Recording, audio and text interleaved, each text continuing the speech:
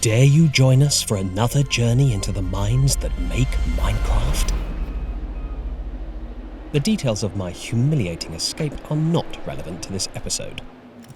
Welcome to how I crawled through a sewage tunnel for 8 weeks to escape Minecraft. Welcome to how we make Minecraft.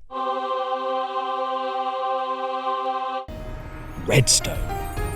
It's so full of potential that quite frankly it puts things with no potential like Mobbo to shame. Oh, sorry Mobbo, I didn't know you watched the show. I forgot that Mobbo is always watching. Oh, they'll get over it. What are they going to do, plot revenge on me? Anyway, get good with redstone and you can stop zombies entering your base, stop me entering your base, and 1 or 2 steps later, you should be building stuff like this. No pressure. This month, we're going to try and make redstone less intimidating. We're going to dive into its history, why it's in the game, and whether we've made it too complicated for simpletons like... Well, it says simpletons like myself in the script, but that must just be a typo.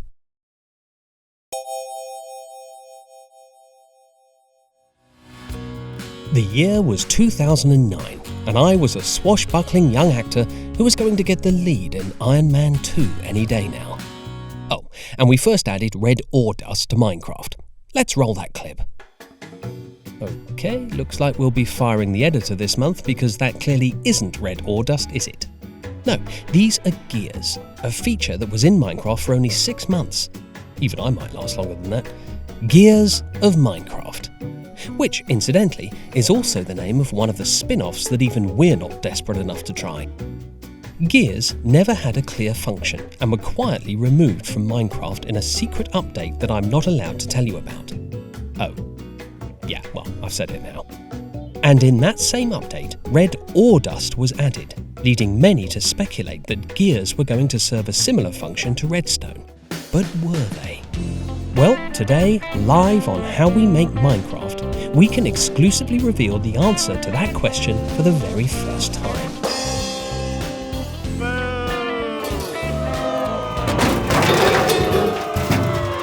Red ore dust could be used to power redstone torches, levers, buttons and pressure plates.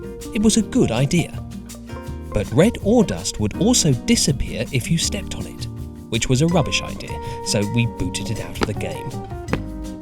It's actually a pretty good workout. You should see my thighs.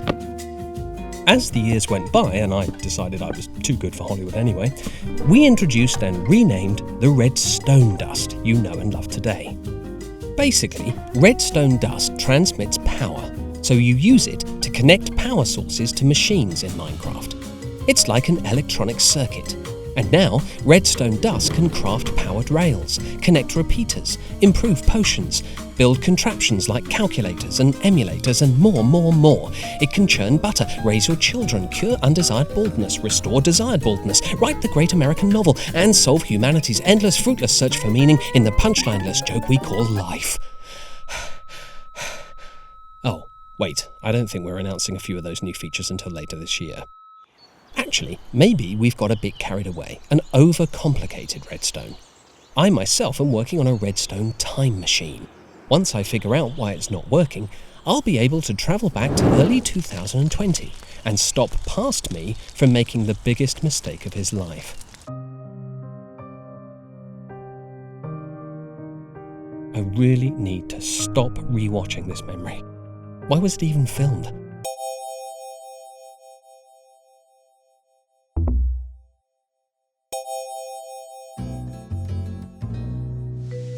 When making a game with such mainstream appeal, it can be tempting to make features as broad as possible. After all, the more people that like something, the better it must be, right? Oh, started your own show, have you? Which is vastly more popular than mine. Yes, well, we actually think critical acclaim is more important than viewing figures, Mobbo.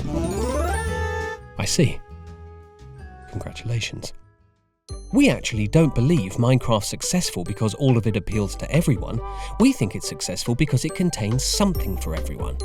And though more advanced redstone techniques might be niche, they add a huge amount to Minecraft for those willing to take the time to learn them. Because while you can build anything in Minecraft, with default blocks it will always be non-functional. Well, I have a nice surprise for Steve.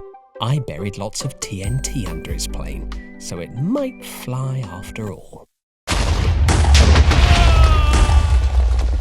The idea with Redstone was to give you interactive blocks that let you build things which really work, like this incredible machine. Redstone builders mean the world to us, and non-Redstone players we despise. I mean, we like them very much too.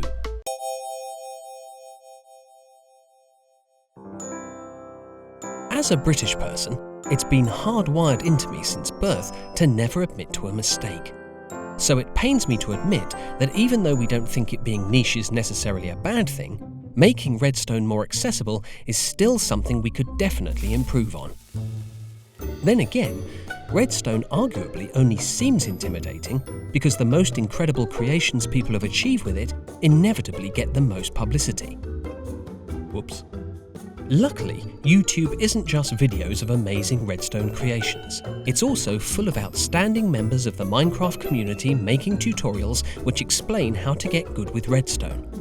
This has let Minecraft keep some of its mystery while still giving you somewhere to find the answers if you want them, which is great because I ran out of information about 6 episodes ago.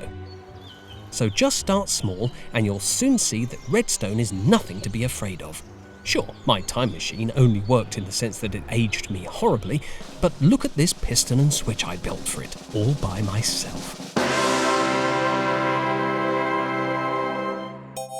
And there you have it. I'll see you next month for a guide to breaking... What is that noise?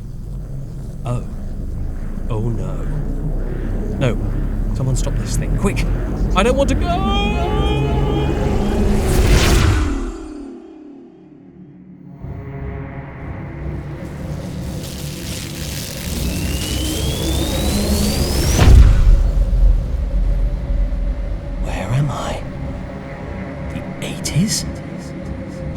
Can't believe I have to live through parachute pants again. See you next time.